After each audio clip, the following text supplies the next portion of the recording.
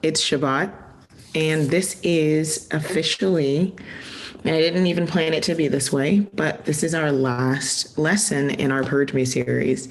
The song there was from Psalm 51, and it was Give Me a Clean Heart, oh yeah, or a Pure Heart.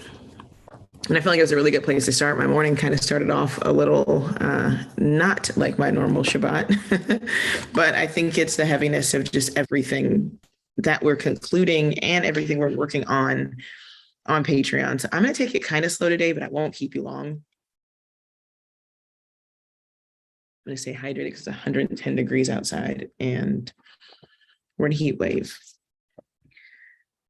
Whew.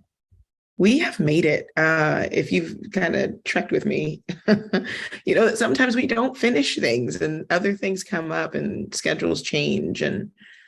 But I knew when we started this that it was something that was near and dear, not only to my heart, but I believed also to Yah's heart. So to be here and to be at the end of this and to also be able to conclude it with enough time so we could share it with the general audience also came right on time, right before Yom Kippur and Yom Teruah and our fall feast days. So I'm just abundantly grateful, like with everything that's been going on, like this, we're here. When we opened up the series, with me kind of giving what kind of prompted this. And at the time was moving through the Torah portion, which is also coming to an end, was moving through the Torah portion and came across Leviticus 14. And I don't know how in depth I went. If you want to know, you can kind of go back, but I am going to kind of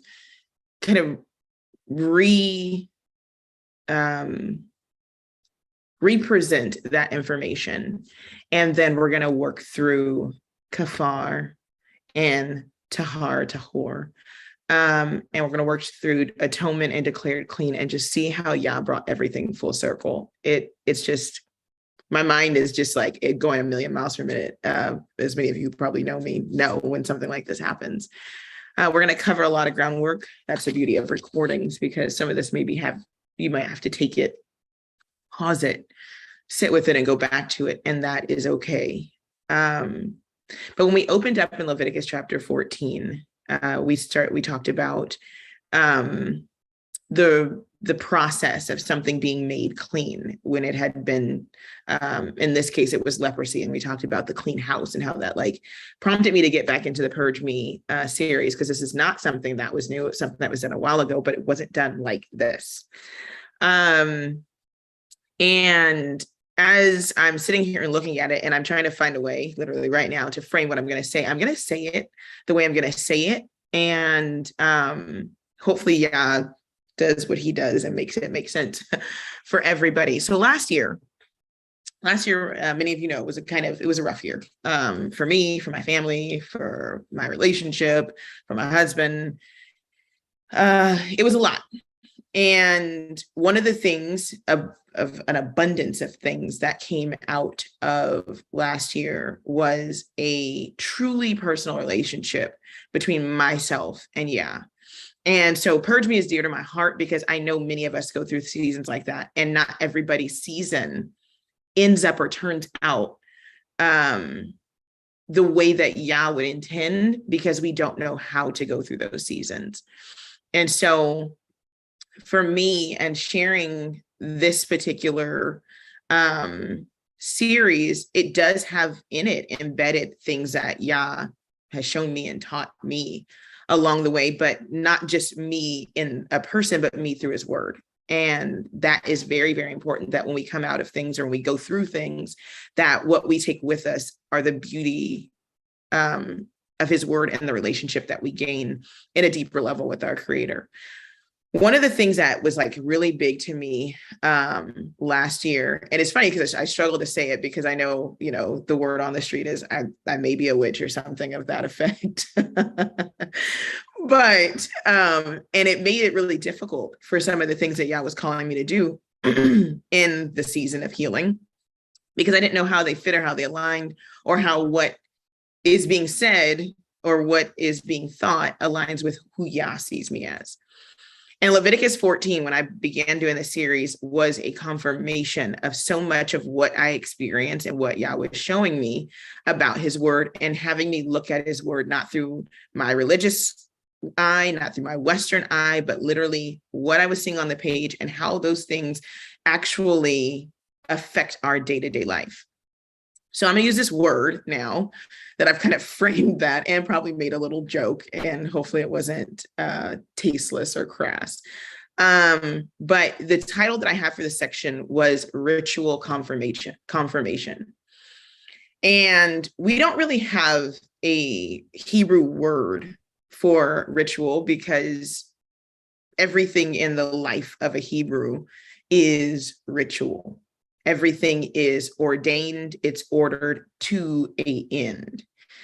And just like everything else, the things that we do have been taken, have been called words or names, and it causes us to gloss over them or causes our brain to block them out. And we don't see the beauty of the process or the ritual in the life of the Hebrew. So when I went back to almost a year and a half later to the Purge Me series to prepare this, all I could see was there are steps to this walk. And these steps are a part of our day-to-day life. And though they may not look like this, or they may be called primitive, or they may not make sense, they're there, and we have to see and how they work and how to plug them in so that we can be, as we'll see in Leviticus chapter 14, as we go through our processes, we can be declared clean and rendered good for service again. And that's very, very important in this life and in this walk. And that is the whole entirety of the Purge Me series, is to understand that there is a process that keeps you away from condemnation and literally propels you into wholeness based upon the prescribed path of the Creator. So I'm going to open that back up with Leviticus 14. I wasn't sure if I was going to read the whole thing or not, but I want you to, we're going to kind of like go over it. I want you to look at a couple of things. One, I say this and not in a negative, because we've been told this in a negative, but the Bible is primitive by nature. If you have never done any research on blood rituals, blood rites, and how they are used throughout the ancient Near East, there's a bunch of books on it if you want to get into like the theological side of it. But when I was trying to understand who Yah was as far as Redeemer for Israel, specifically when he says things like, I've given the blood as an atonement, I immediately pushed away from it. Because in our minds, when we see things like that, we automatically go to witches, warlocks, witchcraft. Yah's doing something wrong. This is something that was written and misinterpreted. And your brain spazzes out because of cognitive dissonance, because we are so quick to couple the negative things and with Yah. And so Leviticus, of course, is a book that people go, oh, Leviticus makes no sense. You can't explain Leviticus. It doesn't make any sense. It makes no sense. And what I'm seeing is we make no sense. And we make no sense because we don't understand why Yah does things, or even why we are wired the way we are, and why people go into areas of occult and other things, trying to find what Yah has already embedded. And I'm not saying that they are in any way the same, or that they should be any way even looked at the same. That's not my point. What I'm saying is, what happens when the mind believes something is crazy. But what's even greater is when Yah does something and sets up a system so our tiny little human brains can understand a bigger, much more complete process. And he literally gifts it to us and says, now look at this, and now watch throughout your life and throughout the lives of the people in scripture and past, present, future, how I've applied this particular thing or this particular concept, and how it literally is a part of your redemptive work as you work out your salvation with fear and trembling in this life. I will preface it with this. This particular form of sacrificial system that we're going to read doesn't exist in this form anymore. Okay, so please don't say, who told me to go kill a dove and dip it in blood and sprinkle it on my house? Yeah, no. We're past the season of being misunderstood. It's not what I'm saying. I'm going to walk you through this text, and we're going to walk through this last lesson.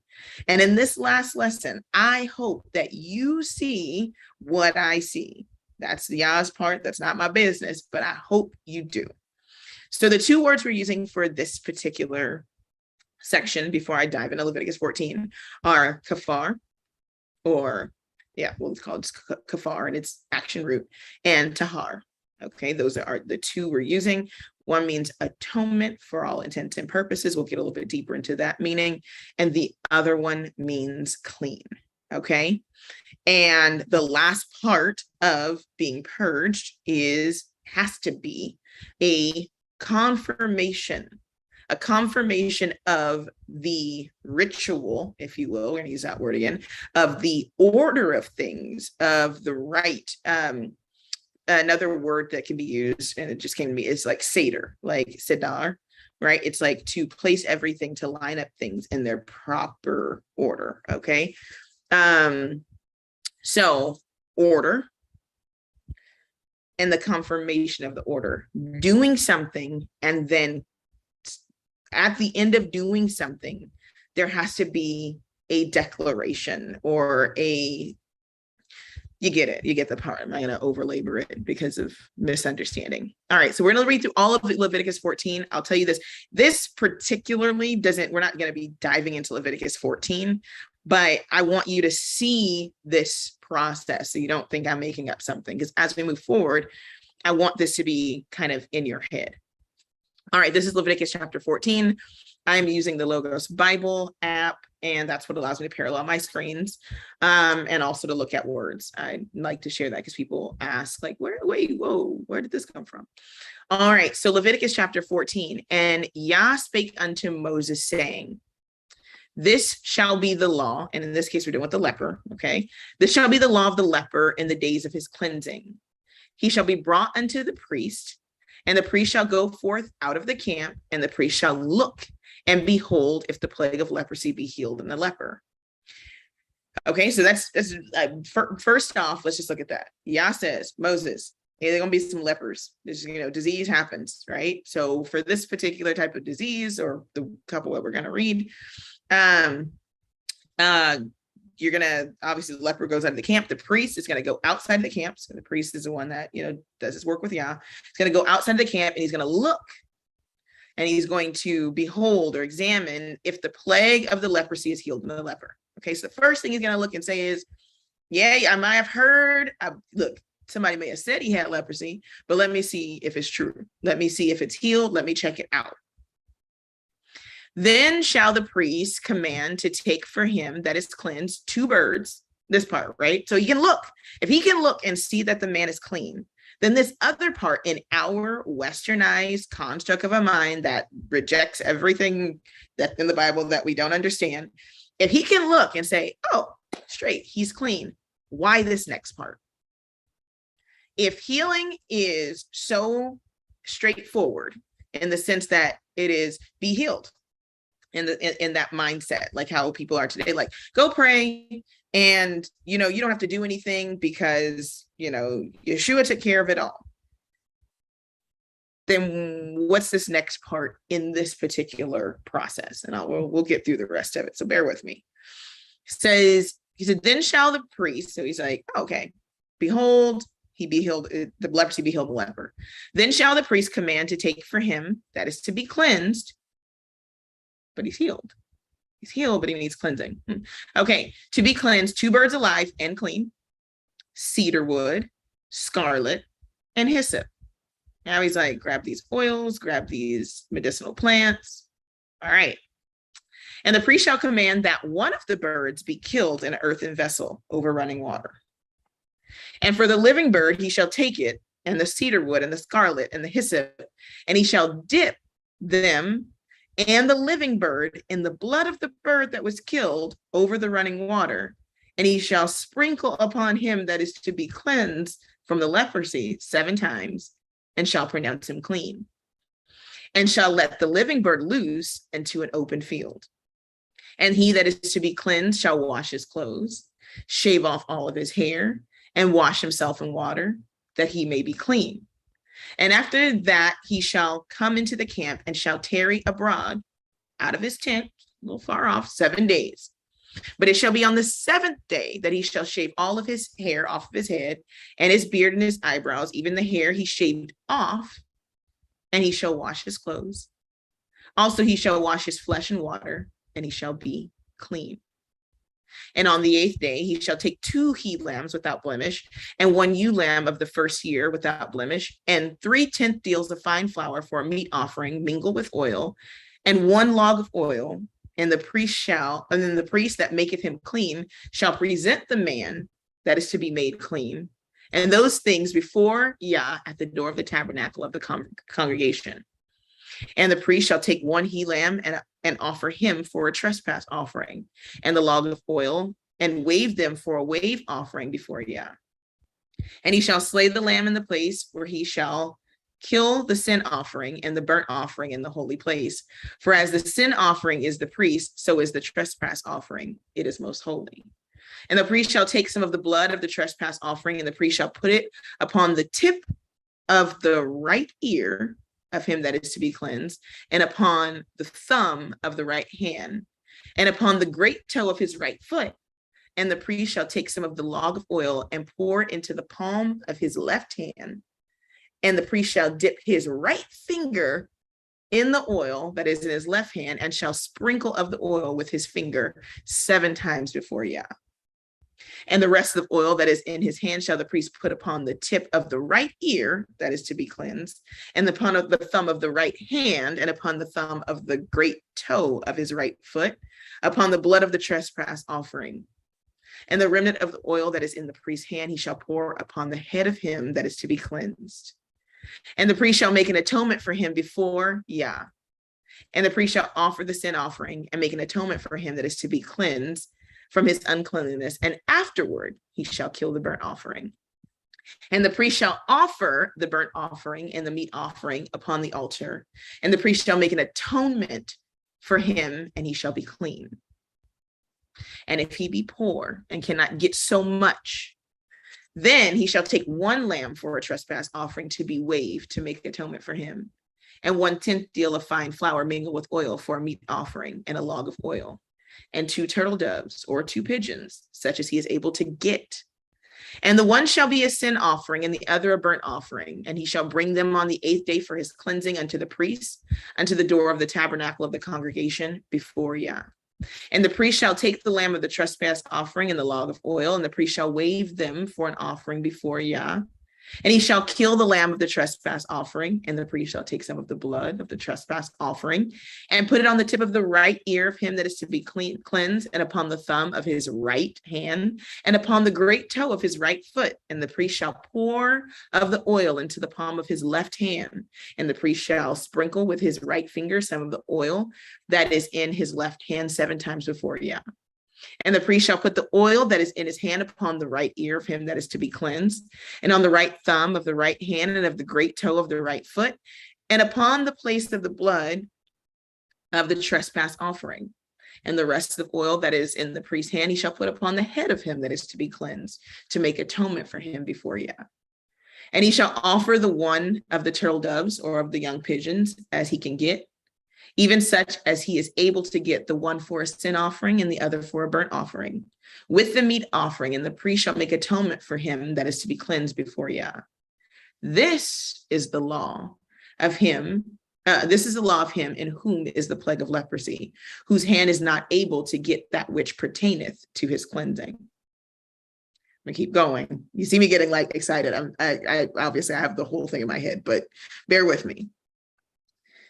And Aaron spoke unto Moses, and Yah spoke unto Moses and Aaron, saying, when ye be come into the land of Canaan, which I give you for possession, and I put the plague of leprosy in a house of the land of your possession. And he that owneth the house shall come and tell the priest, saying, it seemeth to me there is, as it were, a plague in the house. Then the priest shall command that they empty the house before the priest go into it to see the plague, that all that is in the house be not made unclean. And afterwards the priest shall go in to see the house, and he shall look on the plague. And behold, if the plague be in the walls of the house, with hollow strakes, greenish or reddish, which in sight are lower than the wall, then the priest shall go out of the house to the door of the house and shut the house 7 days. And the priest shall come again in the seventh day and shall look, and behold, if the plague be spread in the walls of the house, then the priest shall command that they take away the stones in which the plague is, and they shall cast them into an unclean place without the city. And he shall cause the house to be scraped within round about, and they shall pour out the dust that they scrape off without the city into an unclean place. And they shall take other stones and put them in the place of those stones, and he shall take other mortar and shall plaster the house. And if the plague come again and break out into the house, after that he hath taken away the stones, and after he has scraped the house, and after it is plastered, then the priest shall come and look, and behold, if the plague be spread in the house, it is a fretting leprosy in the house. It is unclean. And he shall break down the house, the stones of it, and the timber thereof, and all the mortar of the house, and he shall carry them forth out of the city into an unclean place. Moreover, he that goeth into the house, and all the while that it is shut up, shall be unclean unto even. And he that lieth in the house shall wash his clothes, and he that eateth in the house shall wash his clothes.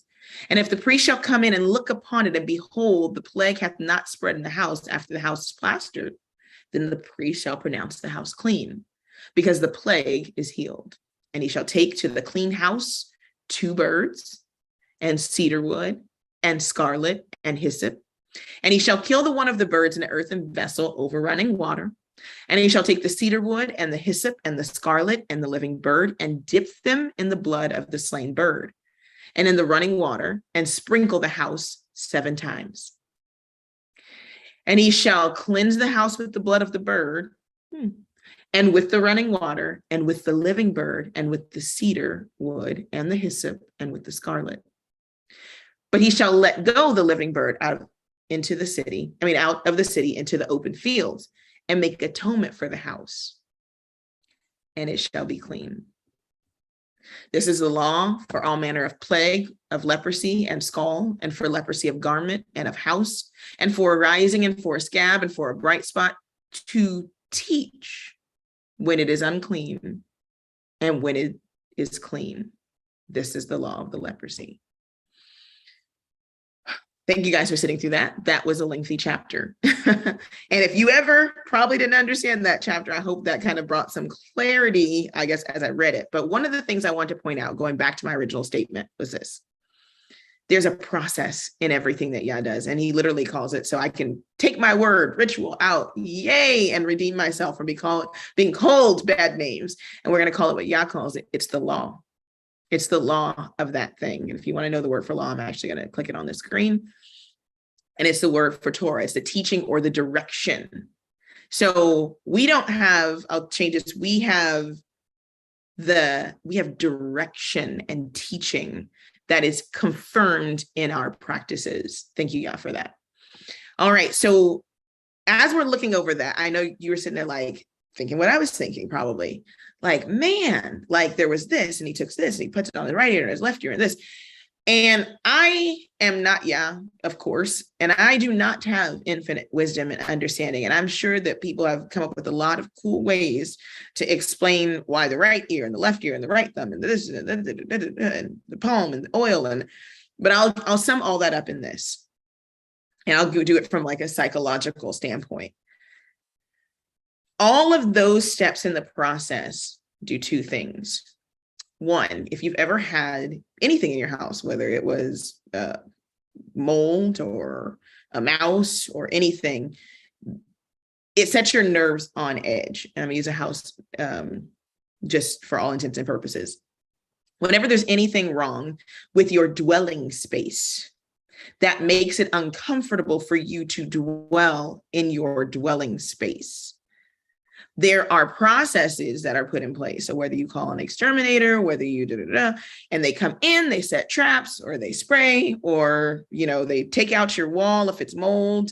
You watch the process. You watch the gutting. You watch the spraying. You watch the rebuilding. You watch the cleaning. If it's a mouse or something, you watch the trapping. You watch it be removed from the house. And you know what it does? When that happens, thank you, When that happens, that allows your conscience to rest. and that allows you to feel safe again in your house. Same thing with leprosy. Leprosy is an outside thing. The plague is an outside thing. And if you're in a camp of people who live in close proximity and somebody has something that can spread and make your skin do a thing and do your house away, people are not going to want that person to come back into the camp without their conscience being absolved of whatever took place, whether it was their fault, whether, like y'all said, if I do it, whatever the case is, there is steps and process. So like he comes, so the priest goes out to see if he's clean. He doesn't come back and walk through the camp. People like, bro, no, you can't come in here. Priests go out, check. They have to do a whole thing while they're out there. And then he slowly gets closer to the camp. He comes and he doesn't come back to his house. He's like, okay, now camp a little bit far off so people can see you, so they can be like, oh no, you look good. Yeah, you cool. And then guess what? Then after that, you're going to shave again. Make sure like, no, because what if it's in his beard or something? What if it's in his, y'all know how we are. Then after that, he can then do a processional, because to walk to where the tabernacle is, you got to walk through the people. So everybody probably going to come out and looking out the window, or they're looking as they're working. He does a processional with his offerings that let a person know that he's been declared clean. He's just not coming to try to do it on his own. Him and the priest come and they do that at the door of the tabernacle, so that everybody can be okay with this person coming back into the fold. They know he's not bringing that stuff back. Let's bring it all the way around.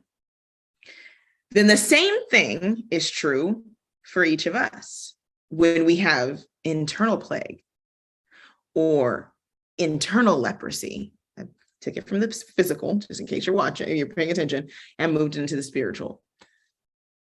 There is a process. But the interesting thing about the merit of the one who says that they need purging, as we've been doing this process, is you can mask it in a way that you can't mask leprosy, or that you can't mask other things. You can hide and cover things and present one thing, and then literally be having all of this uncleanliness happening within. So we've done the first part, like we've walked through the steps, if you want to call that the direction of the purging, right? And so we've gotten to this point where now we have the confirmation or the atonement. And the last part of our work is something that we can't do, and it's not necessarily just for us, because guess what? We've experienced, like I talked about in the beginning, when we go through things, we experience it because it's happening to us. And especially when Yah does something good in us, or Yah does something positive in us as we come out of things, we know it, but do other people know it? Can other people actually see it, and is it in alignment with him? And so as we've gone through this Purge Me series, we've gotten to this point where now there has to be a confirmation, which is atonement, and a declaration, which is to be made clean, so that one is then allowed to enter back in their wholeness. Abandoning this step of atonement negates everything else that is done before. You cannot be in this walk without atonement. I have posed the question every year as we move into the atonement, because there are people who don't either believe or understand or care to understand the atonement process, especially as it applies to Hamashiach, because of like how we feel about ritual. It's like that same exact thing. I don't like how that makes me feel, because it doesn't necessarily align with what I've been taught, or it aligns with something I've rejected, and it's unclean to me. And so this is the opportunity to go back into that space and revisit what we thought or what we didn't understand about atonement. We go all the way back to Bereshit. We're going to go all the way back. And then I'm going to put this atonement word write it out on the screen. Go all the way back. The wages of sin, right? I'm going to use the Brit Kadashah wording for the Genesis situation, is death. When you do this, when you sin, he's like, mot tamot is done. Like either death, you will die. Sin requires, because Yah spoke it, death. It requires death. That is the process. Yeah, I said this, you disobeyed this, a death you will die. But atonement allows space and time for correction. And when there's correction, there is redemption. Atonement puts the penalty for sin, which is death, in deferment or remission, so we don't have to die in our sins.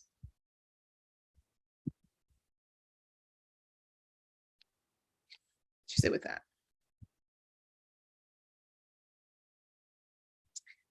For those who come out of a Western construct of religion, and when I say Western construct, I mean Westernized religion that is egocentric, that is thinks it knows better than Yah, which we pretty much, a lot of us have come out of. In the Western construct of religion, Messiah's sacrifice is seen as, or I'll use another term, the sacrifice of Jesus is seen as a special little card that whenever I do something wrong, I can flash this card, and then it allows me to be absolved of guilt for that thing that I've done. And I can continue to do that thing and constantly say, oh, wait, I have this. You can't do anything to me. And it is a false card. It's a false security. Stay with me. It's a false security because it's being misused. So it's like trying to, get a discount for something using, somebody's business card.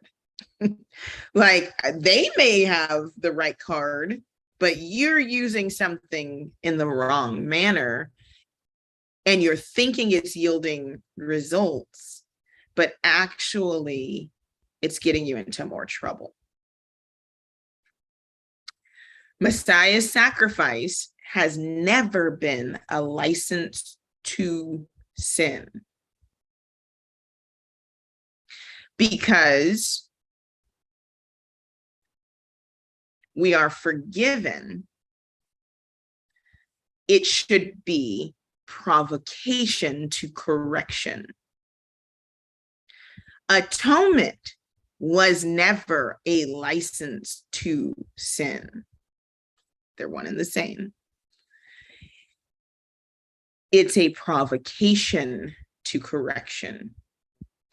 True atonement is only used when you've already been provoked to correction because of the knowledge of your sin. So instead of doing and then trying to cover it with the blood, it is the knowledge of where you have gone amiss and the willingness to correct it that then allows the power of the atonement to activate. In Leviticus, and I should have had this verse up because I thought I was going to memorize it. In Leviticus, it says, just in case you're like, why is she talking about blood? Here she go being weird again.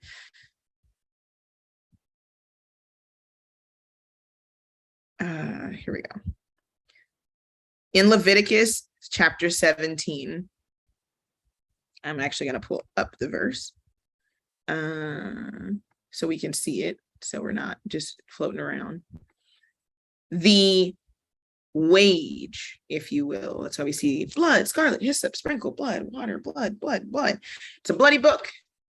It's a very bloody book. And the reason why blood is brought up is not because it's some weird occult practice that Yah was like, you guys are just bad and blood is what you get. He tells us why in Leviticus chapter 17. It's funny because he says, let me get to the verse. A little bit further. All right, here we go. Leviticus chapter 17:11 talks about blood, eating of blood, and all of those things that are brought in by other cultures that we have no business partaking into. Drinking of blood, eating of blood. No, he's like, you get cut off. Don't do it. But verse 17, of Leviticus 17:11, he says, for the life of the flesh is in the blood, and I have given it to you upon the altar to make an atonement for your souls. For it is the blood that maketh an atonement for your soul. I mentioned something earlier, and that sin required immediate death. Like, boom. Like, that's what it is. But atonement, process of atonement, covering, we're going to get to that in a second. Process of atonement or covering allows for the deferment or the remission of the penalty for sin so that you can correct your course. So he talks about atonement for your soul. Because what? The sin just doesn't happen on the outside. It affects every part of our body. So the purpose, I'll give you this ahead of time in case you want to dip out. The purpose of atonement is to place you into service. I've talked about this a bunch of times. So if you haven't heard it, I'll kind of have people throw some lessons where I've taught about it. But if you go into Bereshit, after the fall, Adam, Hawa, Yah gives the descriptive response for what they've done. He tells them, because you've done this, this is what's going to happen. It's not necessarily a prescription. It's descriptive. This is what is the result of this. State in the news. But then he gives something that's prescriptive. And the prescriptive work that Yah gives in Genesis after the fall is a redemptive work connected to atonement. He literally takes an animal, kills it, takes the skins and places them on Adam and Hawa.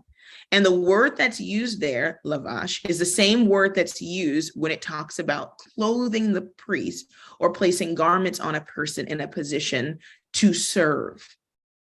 So the prescriptive work of that came after sin was a work of redemption. It was a work of course correction. So what atonement allows for is that when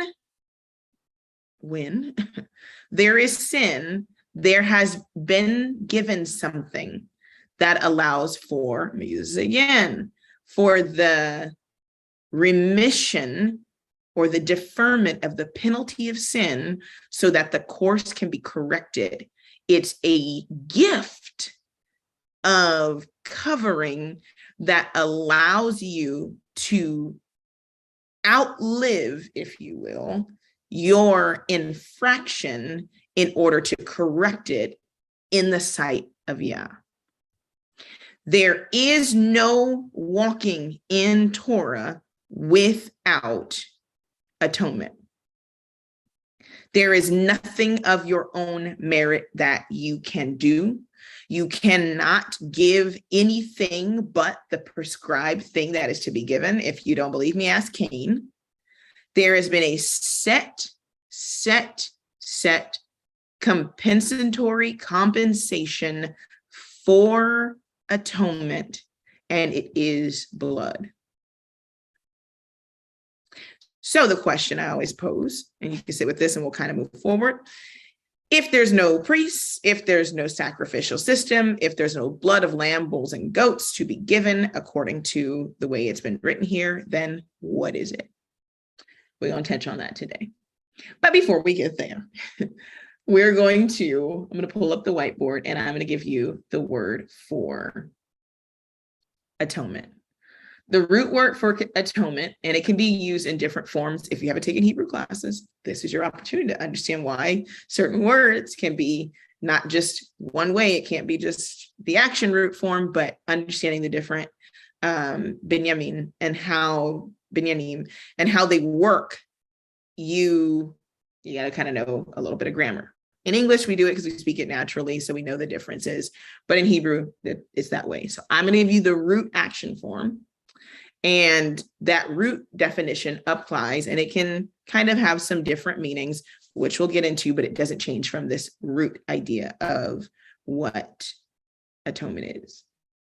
So we have kaf, pei, resh, and that's the palm of a hand to open in the grapheme or pictograph form.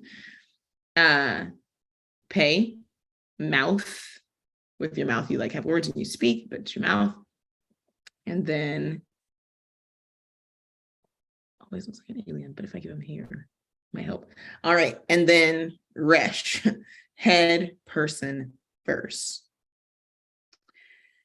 Literally, the hand, the cup, the blessing, right? Or the hand is used to cover, to smear. It does a bunch of different things.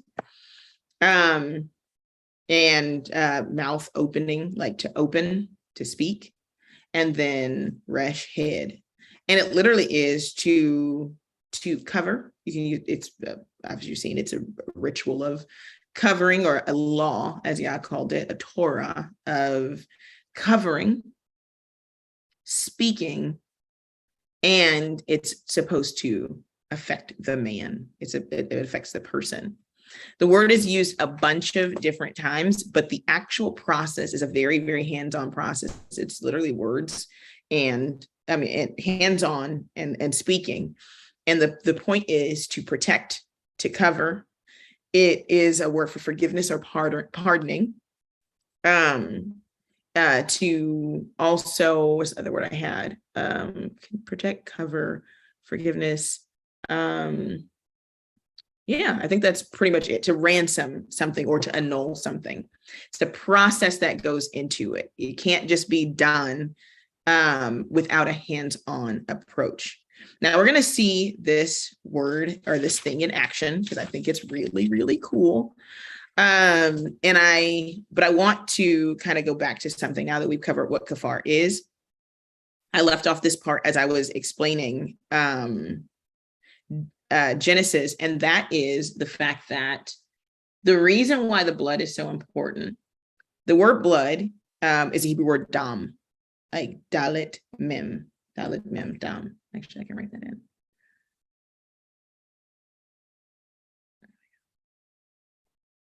Dalet mem, and it would be a final mem for that particular word, dalet mem. And the word is also a root word for the word damut or damot. And that is the word to literally, it means is resemblance. And it's interesting because in the beginning, when man is created, Yah is made in the likeness and image of him, of course, but also the one who carries the blood of someone or something also is, like we say that, oh, that's the bloodline, like that person resembles that, like that's their blood, kinship. And when we take on, if you will, when we take on the image and the likeness of Yah, we are also supposed to damut him, take on the resemblance. And this is both for blood-born and grafted, because when you come in, then obviously you are supposed to be under the covenant and under the covenant through the blood of Hamashiach, which means that you shall now take on the resemblance of what? His blood, now your blood, because of how the blood was applied. So that makes us image bearers. I had a friend of mine used that term and it blew my mind. So I was like, oh, that's the perfect way of stating that. Image bearers. It means to be like something in appearance and action. This is important because to redeem something and to do something in a particular way, that now the bloodline is redeemed, it has to be done.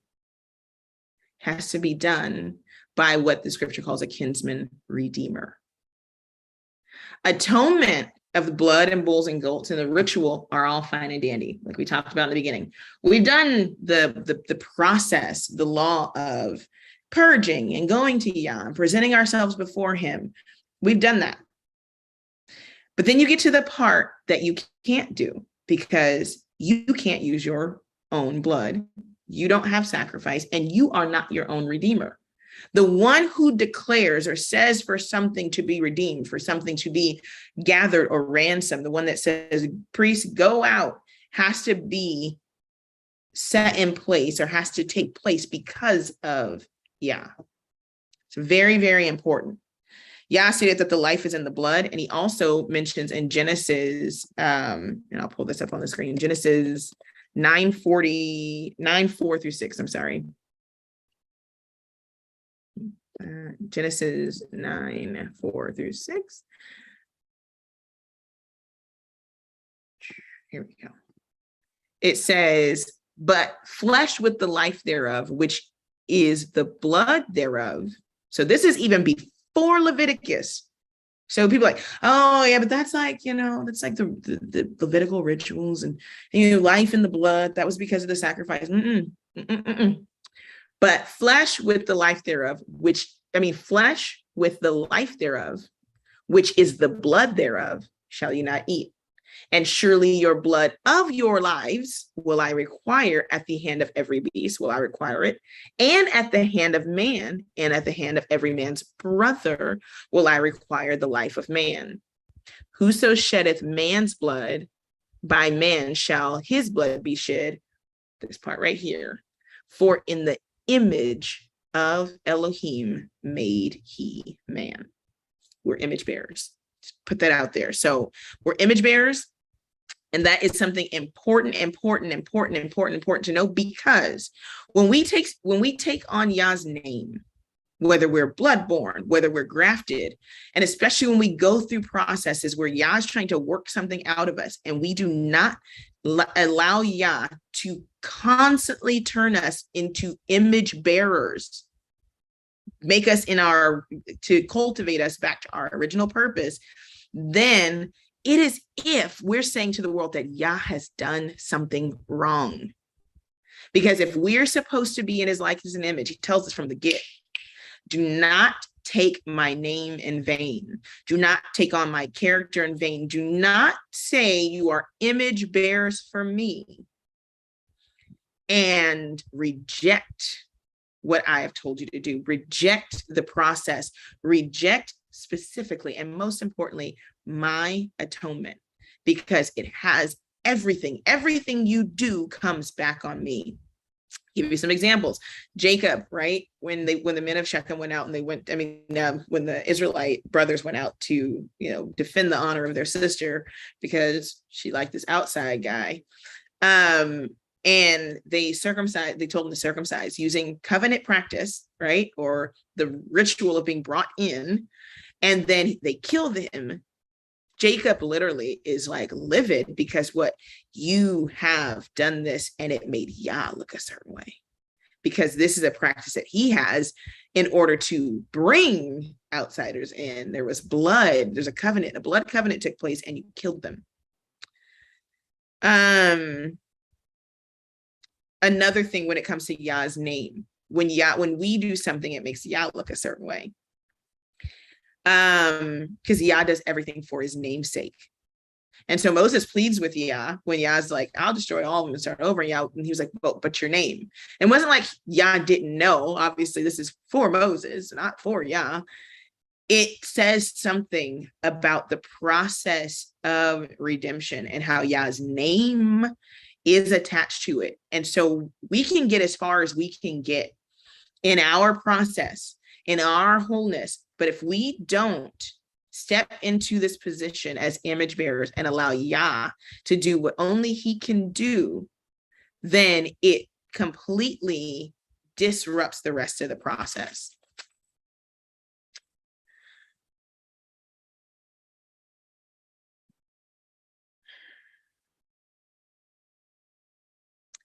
even after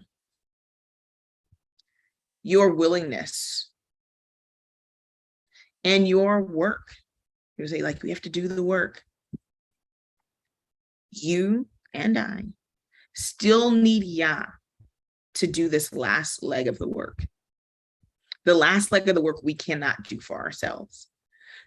The work of redemption and atonement, we can't do for ourselves. Our job is to agree and walk through this last process. But it is him who solidifies this final process. One of the first times we see the word kafar used is, and does anybody know? Even though I can't hear you, I feel like we should have a little quiz here. Is anybody? All right, so we see it in the making of the ark. The ark, yes. And if you've already heard my lesson on atonement, which is online actually, then you probably already heard me go over this part. So Yah tells Moshe, yeah, we could assume it was Moshe, he's the writer, but Yah tells Noah to build an ark. And he gives him instructions for how this ark is built. And the reason why an ark is being built is because Yah is getting ready to destroy the earth, because daughters of men, Nephilim, it's the whole situation. Got all bad. Whenever humans get into things, it tends to get bad. And so chapter 6, verse 9 starts off, and these are the generations of Noah. Noah was a just man and perfect in his generations, and Noah walked with Elohim. And Noah begat 3 sons, Shem, Ham, and Japheth. The earth also was corrupt before Elohim, and the earth was filled with violence. And Elohim looked upon the earth, and behold, it was corrupt, for all flesh had corrupted his way upon the earth. And Elohim said unto Noah, the end of all flesh is come before me, for the earth is filled with violence through them. And behold, I will destroy them with the earth. Verse 14, make thee an ark of gopher wood. Rooms shalt thou make in the ark, and shall pitch it within and without with pitch. Let me share this with you so you can see it. This is importance also of Hebrew lessons, because pitch means nothing. Pitch means, we can look it up and maybe, what it means, but it's very, very significant for us, this part right here. So here we go. And Yah said unto Noah, the end of all flesh is come near. Verse 14, make thee an ark of gopher wood. Rooms shall thou make in the ark, tebah, and shall pitch. If you can look down at the bottom corner of the screen, I'm kind of highlighting over pitch. It's kaf pei resh. Kaf pei resh. It within and without. Here it goes. And it doesn't say, it says like within and without. So you shall pitch it within, without. Pitch means to cover, to smear, but we also talked about it being ransom and pardoning and all of these other words that get meaning later. They don't have meaning until we see the process happening. And so one of the idea of atonement, it's an inside and outside work. It's an internal and an external work. Okay, he pitches it within and without.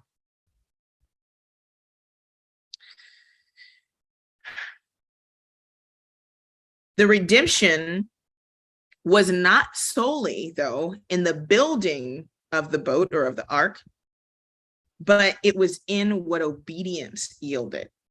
Yes, it was a part of it. So the actual work, we're talking about the work that we're doing in the process of getting to this point of atonement. Yes, there is work. We talked about it when we looked at Leviticus 14. Yes, there is work. The work of building this boat was a part of the process, but it's what happens, what we're going to look at literally in a second, that is the confirmation of that work and that obedience. The work we do in our purging process is the work. It's necessary. It's the obedience. But the part of atonement and the why and the confirmation of it comes here. Yah tells him he's going to bring flood waters, and he tells him to build a door on the ark. He gives them all of what's supposed to happen. He tells him how to put everything on the boat. If you have not read this, it's a good time to read it. And then verse 10 happens. And it came to pass after 7 days that, yes. And it came to pass after 7 days that the waters of the flood were upon the earth. Time is coming. In the 600th year of Noah's life, in the 2nd month, the 17th day of the month, the same day were all the fountains of the great deep broken up, and the windows of heaven were open. And the rain was upon the earth 40 days and 40 nights. And in the selfsame day entered Noah, Shem, Ham, Japheth, the sons of Noah, and Noah's wife, and the 3 wives of his sons with them into the ark. The obedience, the process, right, of building it gave them something, gave Noah and his children something to enter into in times of distress. When we go through our process and we talk about this idea of generational healing and generational trauma and generational curses, when we lay out the process of generational healing and we go through obediently through the processes with Yah, our children and our families have something to see and enter into in times of distress. But this part that is done and offered in our obedience, Yah does.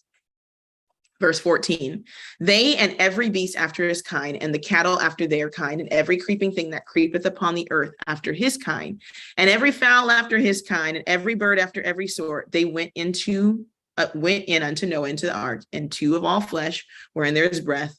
And they went in, male and female of all flesh, as Yah commanded him in this part. And Yah shut him in. The work of atonement is the final part is Yah's doing. Noah listened. Noah followed the prescriptive path. Even all of creation is blessed when we're obedient. You see all the animals get in and they are redeemed. Noah's wife, Noah's sons, and their wives are all in. But Noah's just a man. And the door of the ark, the thing that could have literally just ended it all if it couldn't have been closed, because I am of the mind that it would have been too big for him to close. Yah does that part. The sealing in after we've done the work and the protection and the covering within and without, that's Yah's work. We can do all the work of cleaning the vessel, but Yah has to seal it so that when he begins to pour out judgment, but also when he begins to pour in blessing, the blessings are contained for those who are obedient to him. When it comes to atonement, we prepare, we are obedient so that when it is all said and done, we are remembered of Yah. In that same story, it says, and Yah remembered Noah on that boat. He remembered what he had shut in and protected from everything. It wasn't that Noah had been forgotten, but it is that we are remembered when we are in him. Yah had a work to do, and that work took a lot of destruction, but Noah was protected in that. When we trust Yah, we go through the process. It's preparation for us to be able to enter into the safety that is only the safety of Yah's atonement. Something really interesting happened to me this week. And before I get to that, though, let me go over this because I'm gonna jump into something else. So I'll go over this first. I have a list of verses because I think it's easy to see Yah as Redeemer in I'll use this term, the Old Testament, or in Tanakh and Torah, in ways that it becomes for some people difficult because either we have not read it a lot, we don't understand the themes and the overall meaning of the scripture, and so we kind of miss it. But I'm going to tell you this straight up. Isaiah 47:4. Our Redeemer, Yah of hosts is his name, the Holy One of Israel. Yah is the Redeemer from the opening of the book till the loosening of the scroll and to the closing of the book. Literally, in Psalm 19, it says, let the words of my mouth, the meditation of my heart be acceptable in your sight, O Yah, my rock and my Redeemer.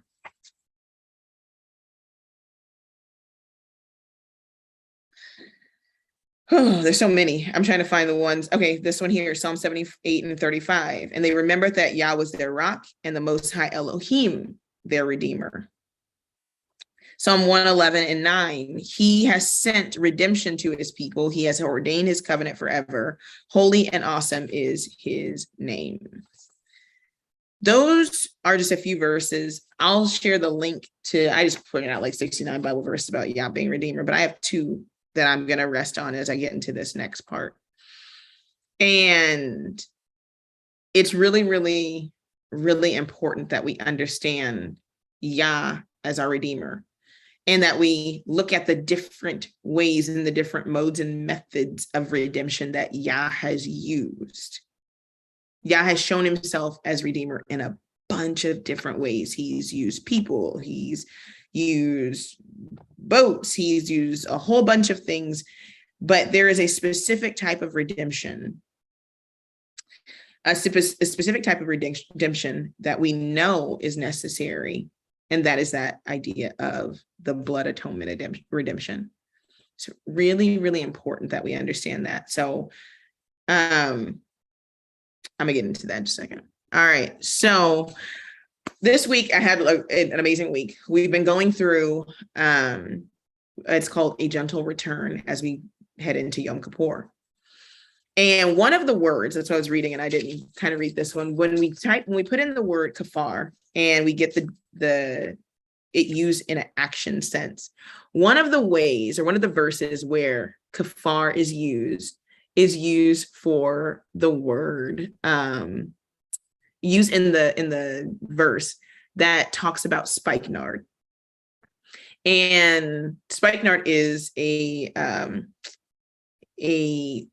scent or an oil that is used in scripture, and in the particular sense in Song of Solomon 4:13, the word says kefarim, and it's neradim, and it's literally nard, like spikenard. But the word here is, the one here, spice, but spikenard was a spice that's used in that verse, and it literally is the scent that it called out to in that verse to the king when the woman put it on. It called out to the king, and so that she was covered in it. And as I'm thinking about atonement, and I was literally like, this is why it kind of jumps. And I'm literally looking at like, okay, this is a work that Yah does. He pitches us within and without. And it's a redemptive work only he can do. And literally what he does when he sealed up Noah and he remembers him and he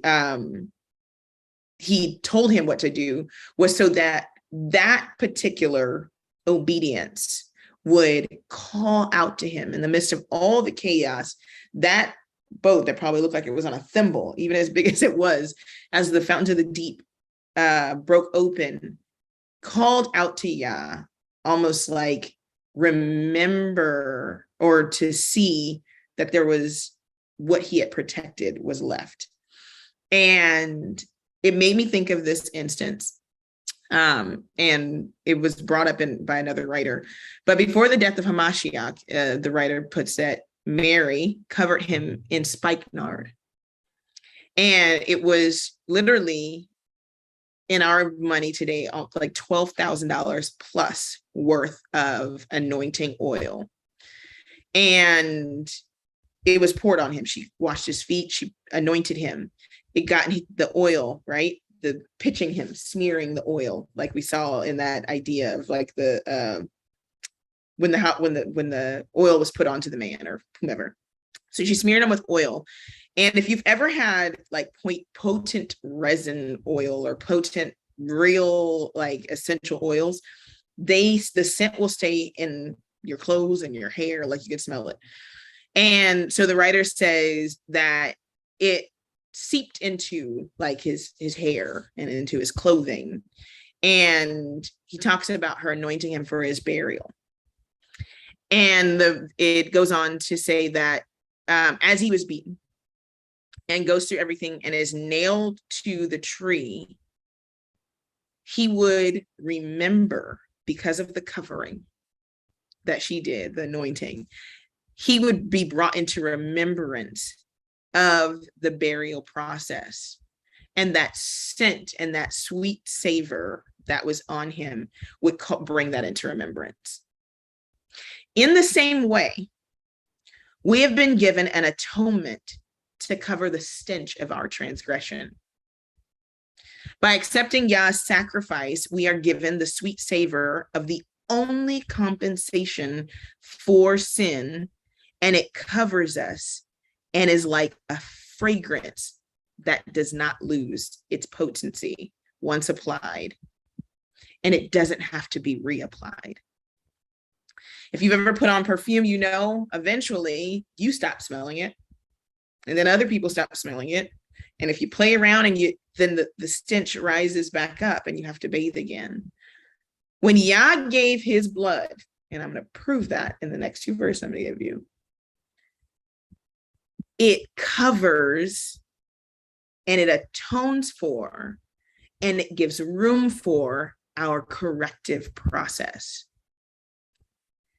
It allows us to come before him and to walk before him in our walk and to walk in the redemption that our work and our obedience has led us to. In Exodus chapter 15, verse 13, this is after the children of Israel leave out from Egypt, Mitzrayim. There's a song being sang, and it says, talks about Yah destroying the enemies and how the earth, swallowed them up. And verse 13 says, thou in your mercy hast led for the people which you have redeemed. You guided them in your strength unto your holy habitation. And he talks about how people shall hear about it and be afraid, and sorrow shall take over the people who even seek to touch Yah's redeemed. And he talks about the princes and the dukes being amazed at it, and the mighty men of Moab trembling. And this is prophecy because remember, they are on their way out to run into all of these nations who are not going to believe what Yah said. And it says, and the inhabitants of Canaan shall melt away. Fear and dread shall be upon them by the greatness of your arm. Talk about Yah. They shall be as still as stone till the people, your people, pass over. Oh yeah. Till the people pass over which you have purchased. That is not only then important and prophetic, but that's now important and prophetic. Let's go to the next verse because it's echoed in Acts. And it's so interesting. And that's why translation is what it is. You kind of sometimes lose stuff, but when you know where it's connected, the power of it is still there. Acts 20 and 28. verse stuck in the obscure places of Acts that people read over or don't read at all. It says, take heed, therefore, unto yourselves to all the flock over which the Ruach HaKodesh hath made you overseers, to feed, it's the congregation, like the congregation of the wilderness, congregation of Elohim makes a picture in the brain, go boom. When you say church of God, doesn't do the same thing. Congregation of Elohim, it sends you to a place which he hath purchased with his own blood.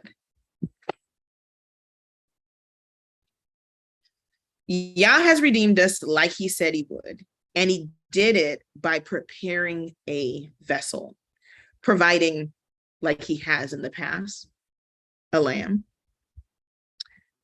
The Holy One of Israel has done it, and just like the work of purging, we cannot just purge and think we are clean. We must be covered in the atoning blood that Yah has set forth.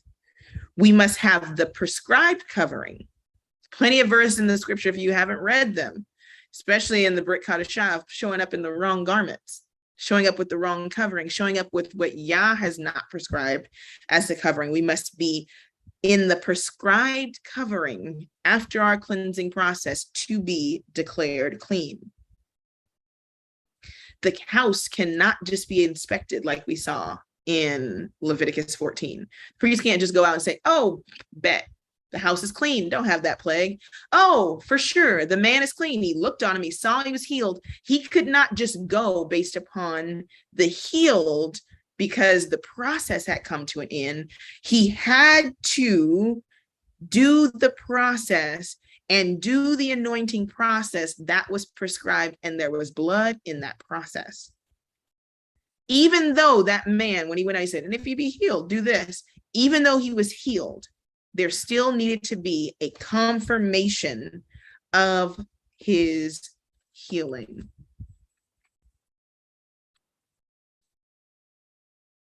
When we go back and we look at the house, we can see that same picture.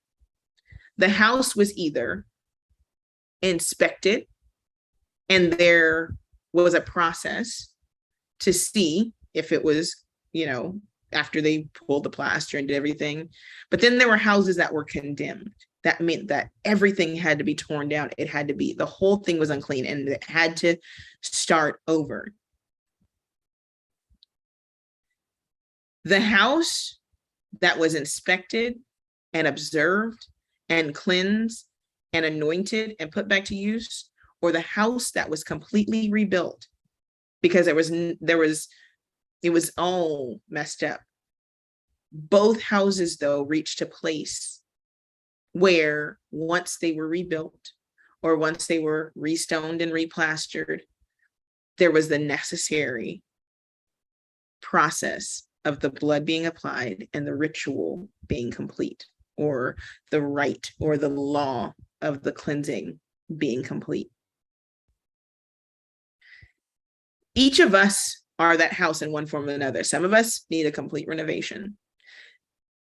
Some of us have gone through our complete renovation, and then sometimes a plague rises up again. And we have to keep going through the process, and the process of being purged and cleansed, and observed and inspected, so that we can be declared clean. Because when the blood is applied and the vessel, the house, the person is declared clean, they're not just declared clean to look at, they're declared clean for service. The Hebrew word for clean is this word here. Tet, hey, resh, and means like basket snakes around, man with his hands up,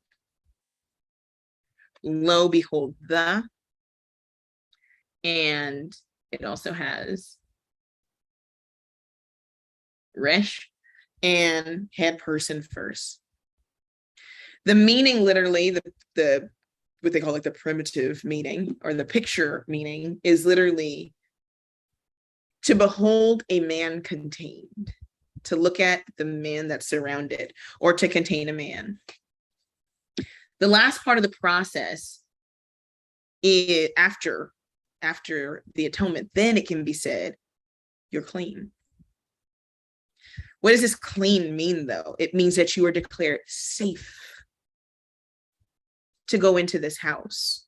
You are declared safe to enter back into community. And for us, spiritually, mentally, emotionally, we're declared safe to dwell in this body, in this vessel that Yah has given us. This vessel, we don't get a new one of these. So it needs to be purged, cleansed, washed, chosen, atoned for, so that we can feel safe in this body as all the things come, as we go out and do the things. We have to have a process, and Yah has given us one, a process that when things go off mentally and emotionally, even physically, but in this case, mentally and emotionally and spiritually, we have to be able to work our way back. And when we return back, that is when we can get on the path to arrive back at a place where we're fit for service. When you are declared clean, you are whole. You are no longer dual in nature. You're not two things at once. At the end of the journey, you can be two things at once at the beginning. You can be a man, a father, a devoted leader, a woman, a wife, and be a leper, and be in sin, and you can be two things at once. But once you go through the process, Yah does something, and he begins to wash away all things that are not of him. So that, guess what we do? We stand as image bearers of Yah. We're no longer showing us, but we're reflecting to the world him. And as we do that, you do it with boundaries, with a protective covering, with a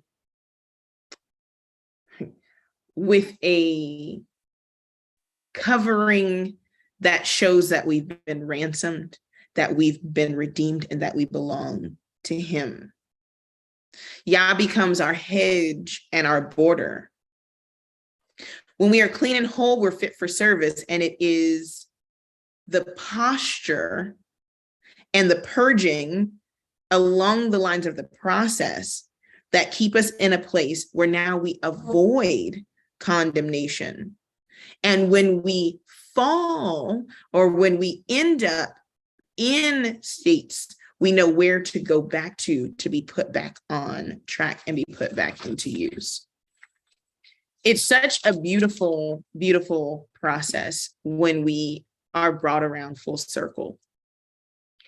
And it's so beautiful to know that it's not in our own doing, but it's within Yah's will for it to be done. Yah's will for us is for us to be image bearers of him.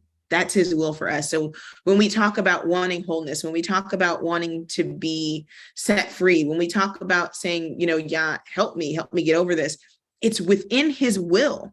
So we talk about, I don't know what to pray. Pray for what's in his will. His will is for us to be image bearers. His will is for us to go through the process. His will is for us to be made whole, because it is embedded in who he is in this life to us, and why he has given us this vessel. The body is made to be healed. The body is made to operate at optimum function. The body is made to be able to live in this life and to affect change in a way that we've never even imagined. Eyes have not seen and ears have not heard the goodness of what Yah is going to do when we yield to his process and we arrive ready for service. I thank you all for sticking through this Purge Me series. It was dear to my heart. And I hope that it is a series that blesses people and allows them to step into and really lean into the process of being put into service. And let's not forget that as we serve, sometimes we fall and we stumble along the way, but When we know that we've been put in a service, we know where to return back to. And because if Yah puts us in a service, he's, the master at all things. He's going to service those who are in service. And so we take everything with a yes and amen as he does it, because his way and his will for us is perfect, and it's perfected as we yield. And I look forward to what comes next. I look forward to the people who, get the series later and watch it and go through and reflect and really trust Yah to do the work that he's going to do in him. And if you get this, a year later, 5 years later, whatever, shoot an email. The email information is on YouTube, but if this, I guess, ends up somewhere else that's not on YouTube, info@allthingsremembrance, send us a message and let us know what Yah is doing in you, because what is so encouraging on our journey and on our walk is seeing how Yah is restoring and redeeming and covering us. The beauty of Yah's atonement as it applies to Messiah is that it never, ever, ever loses its potency and its power.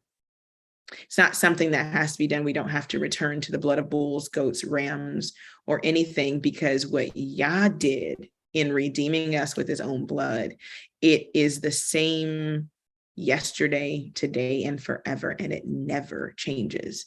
When we are covered, it literally is giving us space to be on the path of correction, to walk, to understand his word, understand his ways, and to be able to do it without the fear of sin, the penalty of sin.